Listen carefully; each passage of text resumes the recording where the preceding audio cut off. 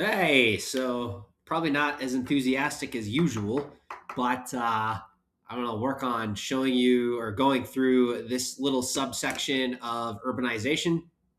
Um, this is still topic one, which is characteristics of urban environments. And here we're talking about the hierarchy of settlements, a little bit about economic activities, and then growth processes. And it's really more just vocabulary based, so it's not a huge in-depth thing. We got 3.1C right here, and then I'll kind of walk you through the assignment too. So this is the sheet. I also have salmon copies if you at the front table if you can find them. It's salmon 3.1C, and yeah, and we'll just go through, and then I'll go through this probably fairly quickly because I was going to do one where you kind of think about what terms go with what definitions, but for our sake, we'll probably just skip that a little bit. These questions are for understanding. I would encourage you to stop the video when we get to them and just jot down some thoughts about them. And then that same thing kind of goes for these questions at the end here. Okay. So I'm just going to go through the basic content parts. If you don't want to listen to this with a little more explanation, you can stop and you can just go through the slides. But I'm just going to try to explain a little bit more. I'm also going to check and just make sure quick that this didn't just disappear. I love this like Carlyception right here. It looks like this. Anyway, all right. So the first concept related to this is hierarchy of settlements, which basically doesn't mean that different hierarchies are better than one another necessarily. It just means that as urban areas grow, you tend to see this kind of pyramid shape of going towards the central business district, outwards to the suburban areas, and they kind of create these different types of communities.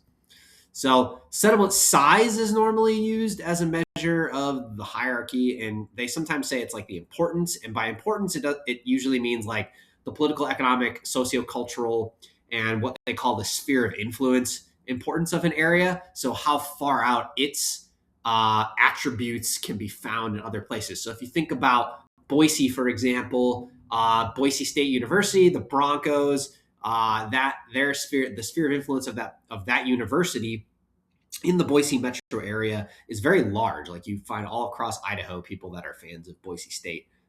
That would be an example of sphere of influence.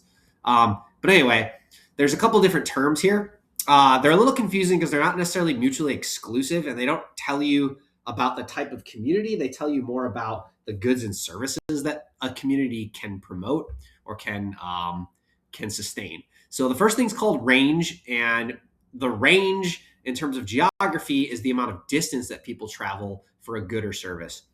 So the higher the range, the farther people are willing to travel. The lower the range, the shorter distance people are willing to travel. So an example. Here, I'm gonna blow my nose. It's probably gross. Sorry. So a good example of something that would have a small range would be something like Starbucks. If you were to look at maps of Starbucks, especially in Seattle, for example, there are Starbucks on almost every street corner because they know that a metro area is a walkable community and people have specific neighborhoods they go to, and they'll have a specific neighborhood Starbucks or coffee shop. They're not going to travel a long ways to go to a Starbucks. So there are a lot of them. So in order, an urban area will generally have businesses that have a low range. People that live in that area are not going to travel very far away. On the flip side, in a rural community, you might have a general store that is the only place where you can buy certain goods throughout the year, and people will travel a long way from throughout the rural area to go get to. So it might have a higher range. That's an example. So yeah, there it is. Right, I already said it. Anyhow, sports stadium is a good one that is the opposite in an urban area. A lot of people, because national sports teams are not everywhere, usually people will travel farther distances to go see their local team. So people will travel from outside of Boise, outside of the Treasure Valley to go to a Boise State game, for example. A better example would be like an NFL team. People would travel farther to go see one. The threshold relates to the amount of customers or people required for a good or service to stay in business. So threshold is the limit amount of people that you would need. A good example of something that has a high threshold is a golf course. So a golf course in an urban area needs a lot of people to frequent it in order to stay in business. That's why there's not a ton of golf. Golf is like one of the most expensive sports. Usually people higher income tend to play regularly or have memberships at clubs. And whereas a general store in a rural area or like a family restaurant in a more rural area would have a lower threshold because they'd have more people that are regularly going, and they're usually one of the only businesses like that in town, so they serve the entire community. So range, threshold, these are geographic concepts to describe travel and amount of people needed to sustain something, and they're concepts related to urbanization.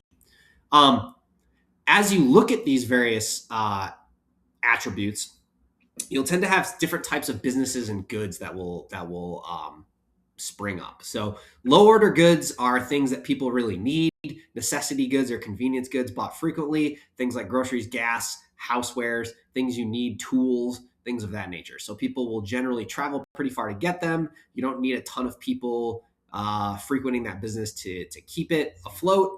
So low order is usually a high range, low threshold.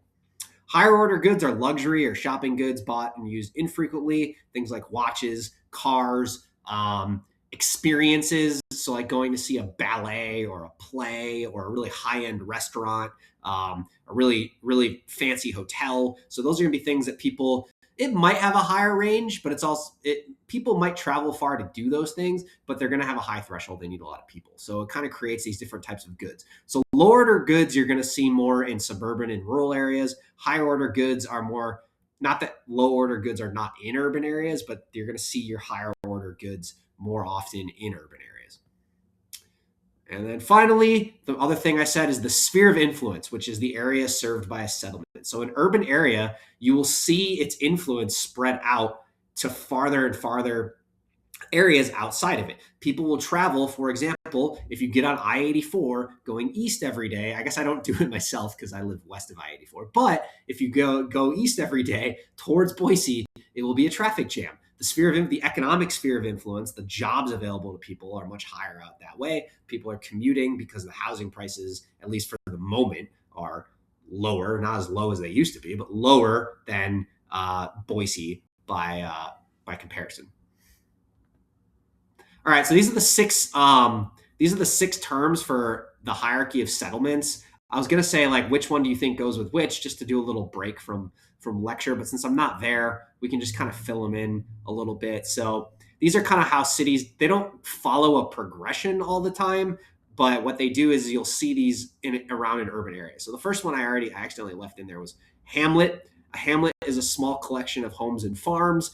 In the Vietnam War, they had strategic hamlets. That was when they were going around basically destroying small family farms throughout the countryside. That's what it always makes me think of, or the play. You think of the play. But small collections of homes and farms. These are going to be rural settlements. Then you're going to have settlements that are somewhat rural in character, but provide some higher order functions. So you're going to see some of those luxury goods or some of those experiential goods. That's in a place they usually call a village, not the village, but a village. Don't get this confused, though, if you're into politics with types of local governments. So cities and villages and towns have different connotations politically for the type of government they have. Here, we're only talking about the size of the settlement and what type of economy it has. City has a legal status, larger urban area, usually over 10,000 people.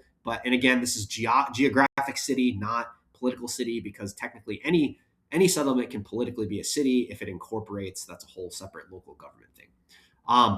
Urban area that incorporates adjacent centers and former freestanding towns. I would argue this is called a conurbation, one of the strangest terms in geography. I would argue that this is happening right now in Boise. Boise is kind of eating another city.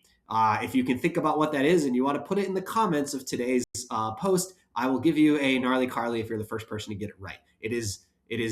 Well, I probably shouldn't say what it's not, but it is kind of enveloping another city around it. And basically it's hard to tell where that city ends and Boise begins and vice versa. Urban metropolis over 1 million people is called a millionaire city. And then we've talked about these before. 10 million people is called a mega city. So there they are right there. Okay.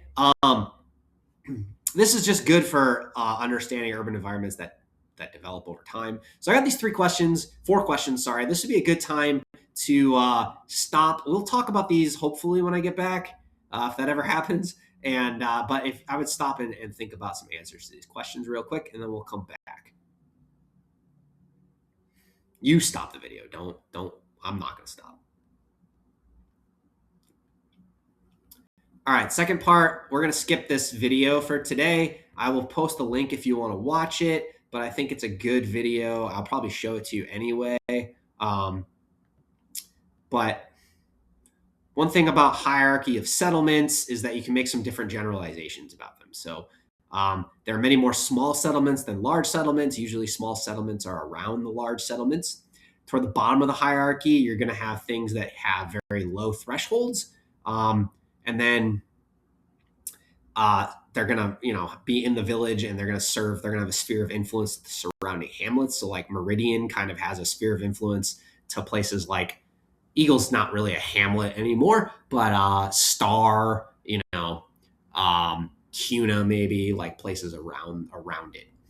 Urban areas provide a wider range of higher order goods and lower order goods to a larger population drawn from the towns, surrounding villages, and hamlets. So people are going to travel farther. There's a higher range. And for some goods, if you live outside of the urban area, you're probably going to have a higher range to go into the urban area if you're interested in those goods. But if you live in the urban area, you usually see a lower range because people have a lot of options.